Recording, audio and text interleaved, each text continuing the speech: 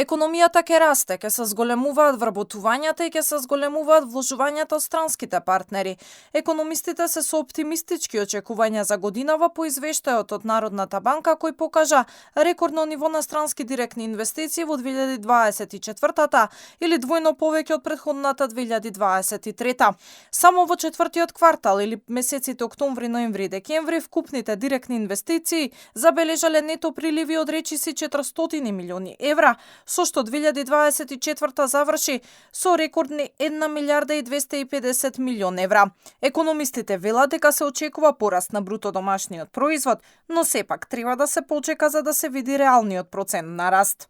Се очекува пораст. Сега порастот е позитивна категорија во економијата, но реалниот процент на тој пораст сепак ќе го каже идното време, бидејќи некој пат одредени очекувања можеби нема да се реализираат во доволна мера. Во секој случај предстои еден период на зголемена стопанска активност, а врз на тоа и зголемена акумулација, зголемени пораст на домашниот бруто производ. Само во втората половина од 2024 владата договори 8 инвестиции кои треба да вработат 2800 луѓе, а според податоците од технолошките зони, бројот на вработени во зоните лани надминал 18100 луѓе. Според економистите, во политиката на привлекување на странските инвестиции клучната улога ја има државата која ги поставува правилата на игра. Македонија ги има регулирано условите кои се поволни за странските партнери и ги задржале тука. Ние не треба да забораваме дека странските инвеститори доаѓаат од една од главните причини поради која тие доаѓаат овде е остварувањето на профит.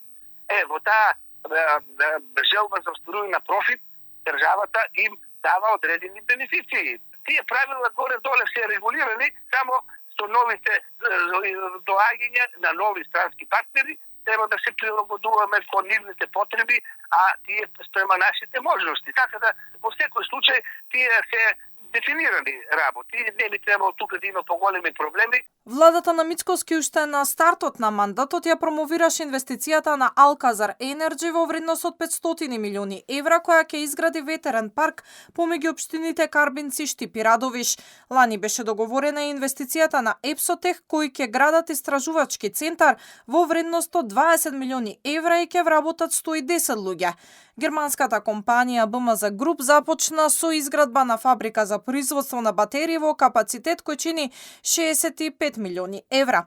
Се подпишаа и два договори за инвестициите на Brainchild. Германската Костал пак отвора нов погон од 50 милиони евра и нови 250 вработувања. Бау International ќе вложи 7 милиони евра. Во зоната во Кичево пак фирмата Авеста ќе вложи 40 милиони евра и ќе вработи 600 луѓе. Американскиот Ваптек, кој веќе е присутен во земјава, ќе ја прошири инвестицијата и ќе произведува сопирачки за шински возила. Последната најава е дека се преговара со турската Казанджи Холдинг за изградба на когенеративни централи и секундарна гасна и топловодна мрежа. Вредноста на инвестицијата би достигнала до 1 милиарда евра.